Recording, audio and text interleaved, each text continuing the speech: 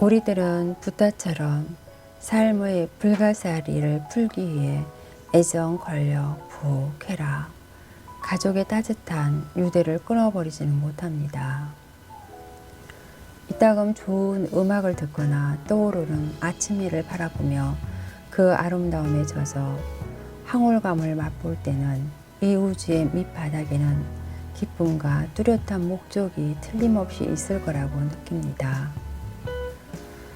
무자비하고 압도적인 환멸에 가득 찬 인생의 냉혹한 현실로 돌아갈 때 적어도 어느 정도의 지각과 감정, 이성적인 호기심이 있는 사람이라면 그저 산다는 분명하고도 단순한 사실을 느끼는 것 외에 아무리 생각해 보아도 어떤 특별한 뜻이나 목적을 찾아낼 수가 없는 것입니다.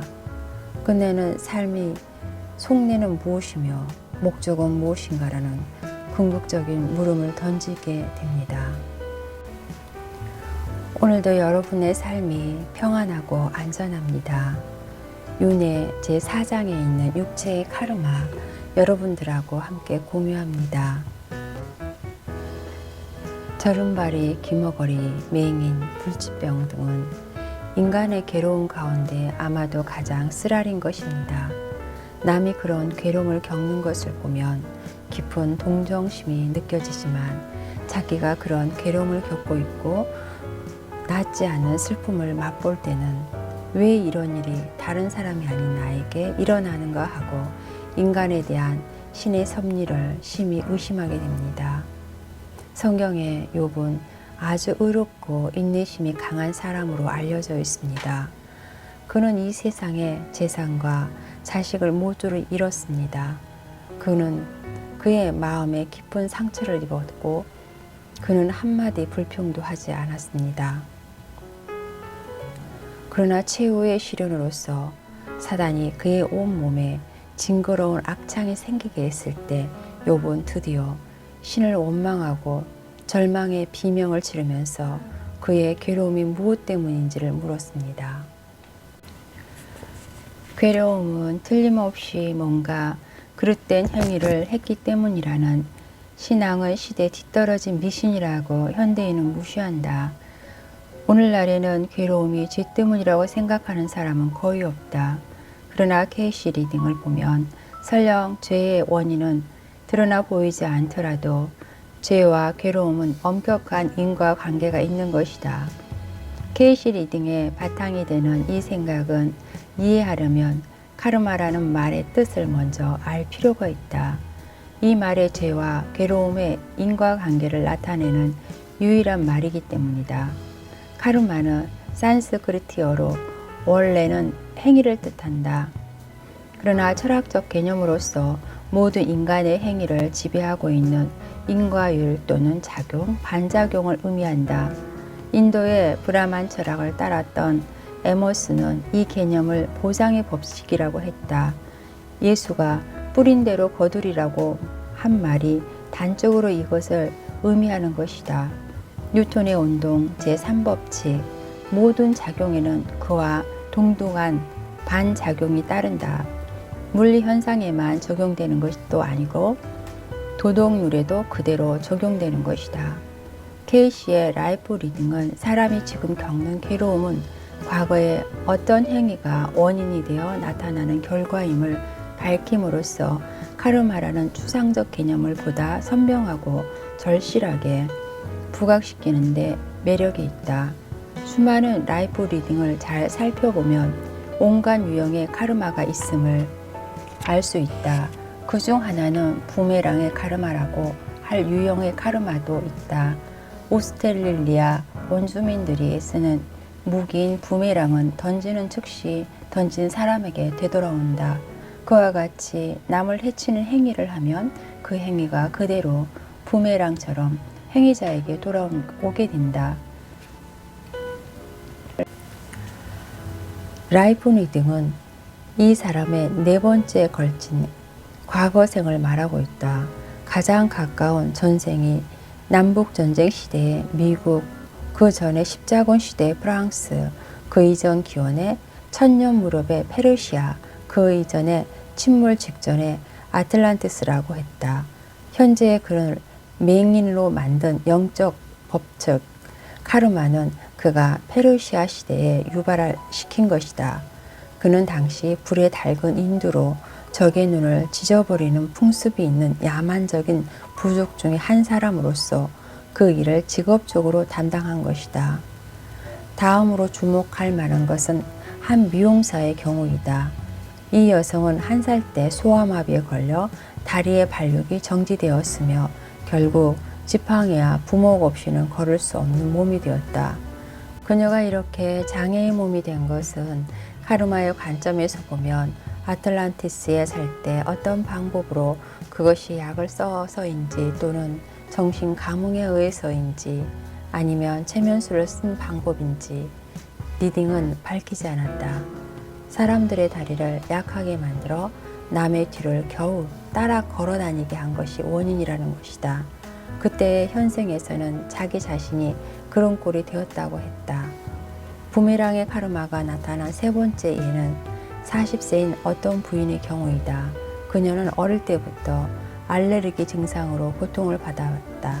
어떤 종류의 식품, 주로 빵이나 그 밖의 음식을 먹으면 곤초열 증상인 재채기가 나는 것이다.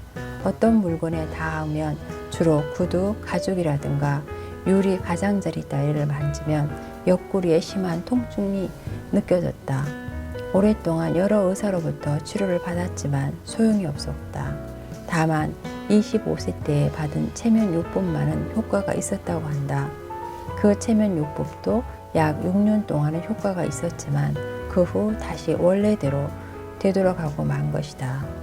이 부인이 K씨에게 리딩을 의뢰한 목적은 병을 고치기 위해서였지만 K씨의 리딩은 카르마에 대한 다음과 같은 해설도 포함되어 있었다. 이 사람이 전생의 화학자였다. 그때 어떤 물질을 써서 남에게 가려움증이 일어나게 했다. 그래서 현생에서는 자기가 그런 고통을 받고 있는 것이다. 이 사람은 어떤 물질을 써서 숨을 내쉬며 심한 악취가 나도록 한 일도 있다. 그 때문에 그는 현생에서 어떤 종류의 금속이나 플라스틱, 어떤 냄새나 가죽 따위에 닿으면 중독 증상을 일으키는 것이다.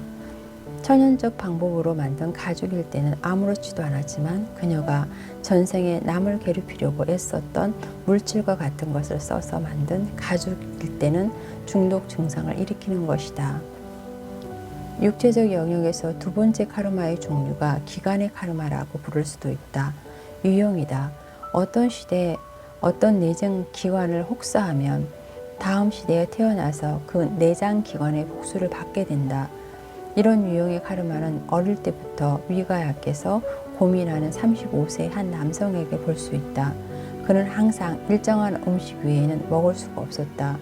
더구나 그렇게 조심을 하고도 그 음식을 오래오래 씹어 먹어야 한다. 이런 과민성 때문에 그는 사람들과 잘 어울릴 수 없고 생활에서 여러 가지 불편을 참아내야 했다. K씨의 리딩에 따르면 그의 위가 약한 원인은 프랑스 루이 13세 시대의 전생에 있다. 당시 그는 왕의 충실한 측근이었고 왕실의 의상을 다루는 일도 했다. 그에게 하나의 큰 결점이 있었다. 그는 엄청난 대식가였다. 페르시아 황실의 전이였던 전생에서도 그는 왕궁에서 사치스러운 요리를 무절제하게 즐겼다.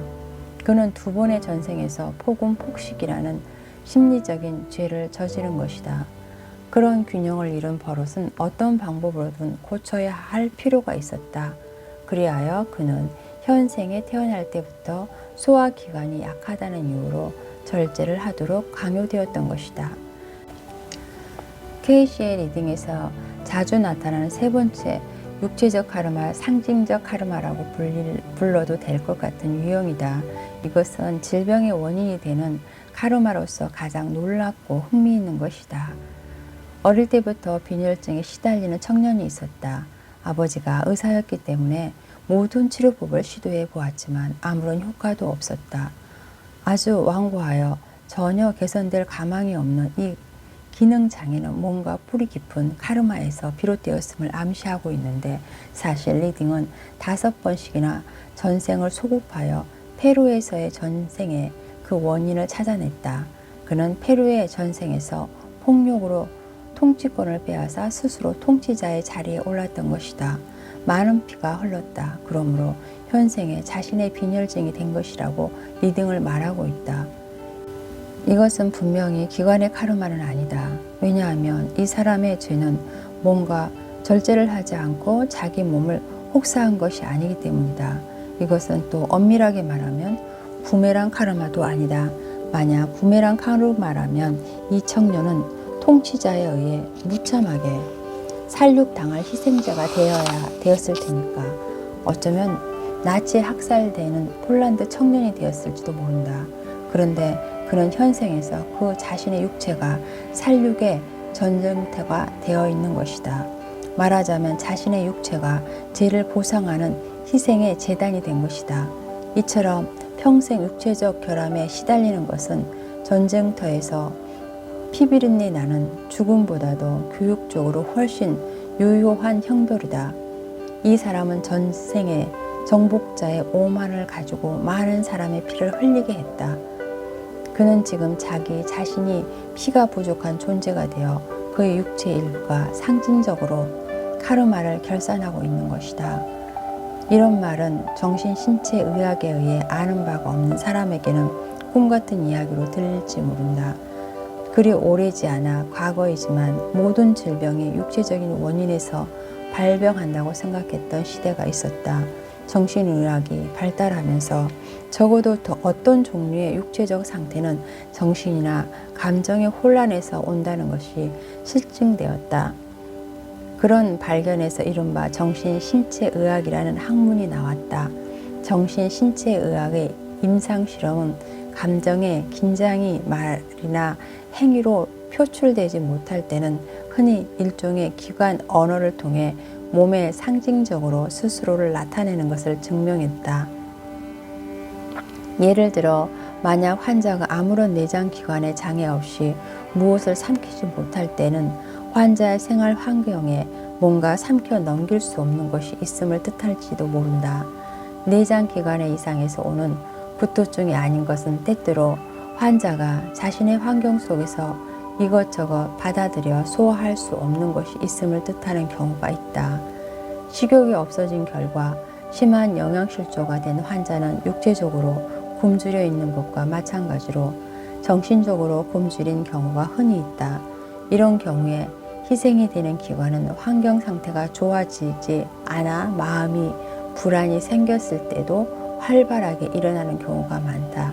그러나 체질이나 유전성 그 밖의 요인도 기관의 선택을 결정할 수가 있다. 어릴 때 아이는 매우 온순했다. 그러던 아이가 2살 때 동생이 생기고부터 밤에 오줌을 싸게 되었다. 그것도 매일 밤 어김없이 실수를 하는 것이다. 부모는 동생이 생겨서 아이의 마음이 불안해졌고 그 때문에 자기에게 주의를 끌려고 유아기의 습관으로 돌아간 것이 아닐까 생각했다. 갓난아기인 동생이 부모의 애정을 독점하고 있지 않다는 것을 아이에게 깨닫게 하려고 부모는 온갖 노력을 다했지만 야뇨증은 계속되었다. 그 아이가 3살이 되었을 때 부모는 정신과 의사에게 보이기로 했다. 1년 남짓 정신과에 다녔지만 전혀 좋아지지 않아 치료를 중단했다. 그 후로 5년 동안 소녀는 매일 밤 이불을 적셨다. 부모는 유명하다는 전문의를 모두 찾아다니며 여러 가지 치료를 시도해 보았지만 부모는 다시 한번 정신과 의사의 도움을 받았다. 2년간 치료를 했다. 이 치료는 그 아이의 일반적인 성격의 성향에는 도움이 되었지만 야뇨증은 고쳐지지 못했다. 그래서 2년 동안 헛된 노력 끝에 정신요법도 단념하고 말았다. 아이가 10살이 되었을 때 에드가 케이의 소문을 들은 부모는 리딩을 의뢰했다. 아이의 육체적인 의식에는 전혀 상관이 없이 오히려 그 영적 의식이라고나 할 마음을 향해 암시가 주어졌던 것이다. 그가 세일럼 시대의 전생으로부터 계속 지녀온 제의식, 그것은 지금 신장 기능 장애로서 그의 몸에 상징적으로 나타났다. 모모를 향해 암시가 주어졌던 것이다. 그는 과거에 직접 남을 물속에 담가버리거나 또는 그런 형벌을 가한 책임자였다. 그러므로 지금 자기 자신에게로 그 복수가 왔음을 막연하게나마 느끼고 있었던 것이다. 이 아이는 현세에서 누구도 해치지 않았지만 그의 마음에 어떤 층에서는 과거의 남에게 가한 무자비한 형벌의 기억이 끈질기게 이어져 있어 아직도 자신이 남들에게 친절을 베풀 수 있을지 또 그런 짓을 남들이 알아줄지 의심하고 있었던 것이다. 어머니의 암시는 그의 그런 마음의 심층도 도달하여 그의 죄가 사회봉사나 친절로 이미 보상되었거나 보상될 수 있음을 보증해 주었으며 그 결과 더 이상 상징적 복수는 필요가 없게 된 것이다. 아이는 그 후 잘 순응하게 되었고 사람들은 그를 좋아해주고 떠받들어 주었으며 그는 자연스럽게 나무의 앞에서 서서 이끄는 훌륭한 학생이 되었다. 태어날 때부터 가지고 있던 내향성이 깨끗이 극복되었고 존슨 오코너의 인간공학 연구소 테스트에서는 완전히 적응성을 갖춘 외향적 성격으로 평가되었다. 그의 성격 변화는 어느 정도의 정신과 의사에게 치료받은 덕분이기도 하지만 대부분 케이시 덕분이라고 그의 어머니의 말이다. 부모의 관찰에 따르면 현재 16세인 소년의 가장 두드러진 특징의 하나는 남들에 대한 넓은 관용성이다. 남들에게 어떤 성격적 결함점을 보면 그것이 어떤 것이든 그는 거기에 대한 어떠한 심리적인 해명 내지 변명을 찾아내어준다. 그의 과거의 편협성이 그것 때문에 현생에서 육체적 결함이 생겨 상징적인 보복을 받았다. 적극적인 관용성으로 바뀐 것이다. 그 결함에서 이미 완전히 회복되었으니 육체적 카르마는 당연히 사라질 것이다. 모든 카르마의 특징인 복수적 반작용은 되게 엄격하게 말 그대로 나타나는 것은 아니다. 예컨대 과거에 적의 눈을 인두로 지졌던 맹인 대학 교수는 현생에서 야만적인 부족으로 태어나지는 않았다. 젊은 나이에 다른 부족에게 눈에 낙인이 찍히는 잔혹한 보복을 받은 것도 아니다. 20세기 현대 사회에 맹인으로 태어났다. 그가 현생에서 거친 과정은 어느 모로 보나 결코 전생의 복사판은 아닌 것이다. 그 밖에도 많은 같은 유형의 신뢰들로부터 우리는 그것이 다음과 같이 유역할 수 있다. 카르마는 심리적 법칙이고 원래 심리적 측면에 작용한다. 물리적 환경은 심리적 목적을 이루기 위한 수단에 불과하다. 따라서 객관적인 물리 측면은 정확한 것이 아니라 다만 정확해 가까울 뿐이며 심리 측면이 반작용보다 정확하다. 반작용의 원인에 대해서는 다음과 같이 요약할 수 있다. K씨의 파일 속에는 현생의 괴로움이 그가 과거의 한 행위의 희생자에게 희생자에 의해 주어졌다고 볼 수 있는 경우는 전혀 없다.